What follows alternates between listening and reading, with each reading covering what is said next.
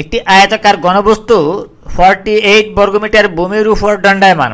এর উচ্চতা 3 মিটার এবং কর্ণ 13 মিটার। আয়তাকার ঘনবস্তুর দৈর্ঘ্য ও প্রস্থ নির্ণয় করো। এই আয়তাকার ঘনবস্তুর দৈর্ঘ্য এবং প্রস্থ নির্ণয় করতে বলেছে প্রশ্নে একটি আয়তাকার ঘনবস্তুর ভূমির ক্ষেত্রফল হচ্ছে এই 48 বর্গ মিটার। আমরা যদি আয়তাকার ঘনবস্তুটি অঙ্কন করি, মনে করি এরকম একটি আয়তাকার ঘনবস্তু, মনে করি এই চিত্রে একটি আয়তাকার ঘনবস্তু যার 6টি তল আছে এবং 3 জোড়া বিপরীত তল সমান তল আছে, পরস্পর সমান তল আছে। বলেছে যে এই আয়তাকার ঘনবস্তুর ভূমির ক্ষেত্রফল, এই ভূমির ক্ষেত্রফল হচ্ছে 48 বর্গ মিটার। এই এখানে যদি হয় 48 বর্গ মিটার, এই ভূমির উপর দণ্ডায়মান। এর উচ্চতা হচ্ছে 3 মিটার। আমরা যদি এই উচ্চতাটা ধরি, এটা আমরা যদি উচ্চতা যদি ধরি, এটা হচ্ছে কি হাইট, এই উচ্চতা হচ্ছে কি 3 মিটার। এবং কর্ণ দেওয়া আছে। কর্ণ বলা হয়েছে যে এই কর্ণ প্রশ্নে কর্ণ দেওয়া আছে। এই কর্ণ শীর্ষবিন্দু থেকে এই একটি বিভিন্ন শীর্ষবিন্দুর সংযোগ সরলরেখা হবে একটি কর্ণ। তাহলে এই কর্ণের দৈর্ঘ্য দেওয়া আছে এই 13 মিটার। আমরা এই 13 মিটার, এটা হচ্ছে কি 13 মিটার। তাহলে আয়তাকার ঘনবস্তুর দৈর্ঘ্য ও প্রস্থ নির্ণয়। দৈর্ঘ্য হচ্ছে কি আমাদের এটা হচ্ছে কি দৈর্ঘ্য, এটা হচ্ছে দৈর্ঘ্য, এটা আমাদেরকে নির্ণয় করতে হবে এটা কত, এবং প্রস্থ আমাদেরকে এই প্রস্থ নির্ণয় করতে বলা হয়েছে। আমাদের প্রস্থ যদি দেখি, তাহলে প্রস্থ হচ্ছে এই এটা। তাহলে আমরা যদি এইটাকে প্রস্থ নির্ণয় করতে বলেছে, তাহলে এই দুটি দৈর্ঘ্য এবং প্রস্থ নির্ণয় করতে বলা হয়েছে। মনে করি আয়তাকার ঘনবস্তুর দৈর্ঘ্য এ মিটার যদি হয়, মনে করি ঘনবস্তুর দৈর্ঘ্য, এই দৈর্ঘ্য সমান এই আমরা সমান দৈর্ঘ্য সমান যদি এ ধরি, এই এ মিটার, এরকম মিটার, আমরা যদি এটা সমান যদি এ মিটার ধরি, এবং আয়তাকার ঘনবস্তুর প্রস্থ সমান, এবং এই আয়তাকার ঘনবস্তুর প্রস্থ সমান যদি বি ধরি, প্রস্থ এই প্রস্থ সমান যদি বি মিটার হয়, এটা সমান যদি হয় বি, তাহলে এই ভূমির ক্ষেত্রফল হবে দৈর্ঘ্য গুণ প্রস্থ সমান আমরা এই 48 বর্গমিটার লিখতে পারি। তাহলে ভূমির ক্ষেত্রফল সমান, সুতরাং আমরা লিখতে পারি এই ভূমির ক্ষেত্রফল সমান আসে এই এ বি। আমরা যদি এ বি, এই এ তারপরে বি এত বর্গ মিটার আমরা লিখতে পারি এই 48 বর্গ মিটার। এই 48 বর্গ এটা আসে, কেন ভূমির ক্ষেত্রফল দেওয়া আছে। এই ভূমির ক্ষেত্রফল, এই ক্ষেত্রফলটা প্রশ্নে দেওয়া আছে কত, 48 বর্গ মিটার। তাহলে ওই হিসেবে আমরা এই এ বি ইকুয়াল টু হচ্ছে কি 48 বর্গ মিটার। এখন আমরা যদি লিখি এই কর্ণ সমান বের করতে পারি। কর্ণ সমান হচ্ছে কি এই দৈর্ঘ্যের উপর বর্গ যোগ প্রস্থের উপর বর্গ যোগ হবে এই উচ্চতার উপরে বর্গ, সমষ্টিকে বর্গমূল করলে আমরা কি পাওয়া যাবে, এই কর্ণের দৈর্ঘ্য। তাহলে আমরা জানি দৈর্ঘ্য সমান হবে এই, এটা হবে কি এই আমরা যদি লিখি, তাহলে আসে এই দৈর্ঘ্যের উপর বর্গ, এই আয়তাকার ঘনবস্তুর দৈর্ঘ্য হচ্ছে কি এ। তাহলে এই A square plus B square প্রস্থের উপরে বর্গ যোগ হবে সি স্কয়ার উচ্চতা, এটা আমরা জানি সূত্র, এই উপরে বর্গমূল। এখন যদি আমরা মান বসাই, কর্ণের দৈর্ঘ্য হচ্ছে কি 13 মিটার। আমরা এখানে যদি 13 মিটার বসাই, এই এটা হচ্ছে কর্ণ, এই প্রান্ত থেকে অপর প্রান্ত পর্যন্ত দূরত্ব হচ্ছে কর্ণ। কর্ণের দৈর্ঘ্য হচ্ছে কত, 13 মিটার।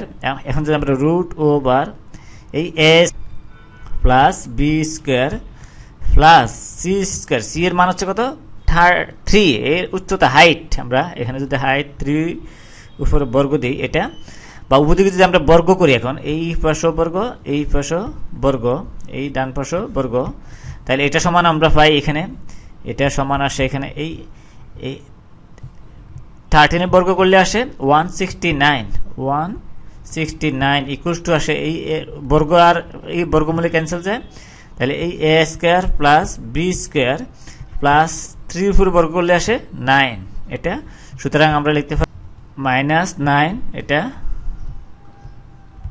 সুতরাং এই A square plus B square থেকে যদি A square plus B square equals to 160 এবং এ বির মান দেওয়া আছে এই এ বি ইকুয়ালস টু 48 বর্গমিটার, এখান থেকে যদি আমরা এ প্লাস বি এবং এ মাইনাস বির মান বের করতে পারি, তাহলে আমরা এই এ এবং বি এর মান বের করতে পারি। তাহলে আমরা যদি এরকম লিখি A plus B whole square equals to, আমরা লিখতে পারি এই A square plus B square plus twice A B, এটা আমরা যদি এখানে লিখি এই a square plus B square equals to আমরা লিখতে পারি 160, এটা প্লাস আমরা এই 2 ইনটু হবে এই 2 ইনটু হবে এই 48, কারণ আমরা এই ab ইকুয়ালস টু হচ্ছে কি 48, এটা বা এটা সমান আমরা যদি এরকম লিখি এটা সমান আসে এটা সমান আসে এই 256, এটা আসে তাহলে এই a প্লাস বি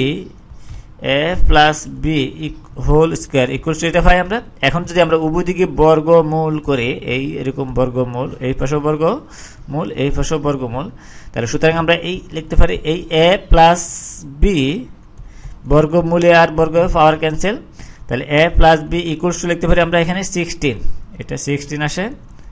এই আমরা যদি এটাকে 2 নং সমীকরণ দেই, এরপর যদি আমরা এই a মাইনাস b এর মান বের করি, আমরা a square plus B square মান আছে এবং a এর মানও আছে, এখান থেকে আমরা কি করতে পারি a মাইনাস b এর মান বের করতে পারি। এটা সমান আমরা এরকম যদি লিখি a minus b whole square equals to আমরা লিখতে পারি এখানে a square plus b minus twice ab, এটা বা এটা সমান আমরা যদি এখন মান বসাই এই a square plus b square equals two হচ্ছে 160 মাইনাস 2 ইনটু ab এর মান হচ্ছে এখানে 48, এই ab এর মান হচ্ছে এখানে 48, বা এটা সমান আমরা পাই এখানে এই 160 থেকে এইটা বিয়োগ করলে আসে 48 গুণ 96, তাহলে এখানে আসে 64, তাহলে a minus B whole square equals to এটা আমরা যদি উভয় দিকে বর্গমূল করি তাহলে আসে এখানে এই পাশে বর্গমূল করব, ডান পাশে এবং বাম পাশে, তাহলে এটা সমান সুতরাং আমরা লিখতে পারি এই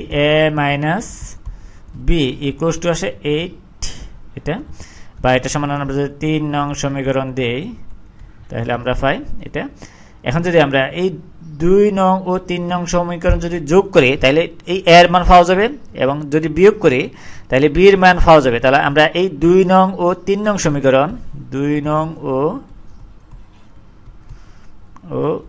3 নং সমীকরণ থেকে পাই, যদি আমরা এই অর্থাৎ প্লাস করি তাহলে প্লাস করলে পাই এই 2a, তাহলে আমরা পাই এই 2a ইকুয়ালস টু আসে 24, সুতরাং এই a ইকুয়ালস টু আসে 24/2 ইকুয়ালস টু আসে 12 এত মিটার, এই মিটার হবে এত মিটার। তাহলে এই ভূমি ইকুয়ালস টু এই a ইকুয়াল টু হচ্ছে কি আমরা এখানে এই 12 মিটার।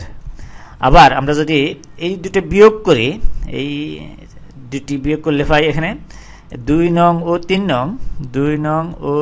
3 নং সমীকরণ বিয়োগ করে পাই, 3 নং সমীকরণ বিয়োগ করে পাই আমরা যদি এখানে বিয়োগ করি তাহলে পাই এখানে এই 2b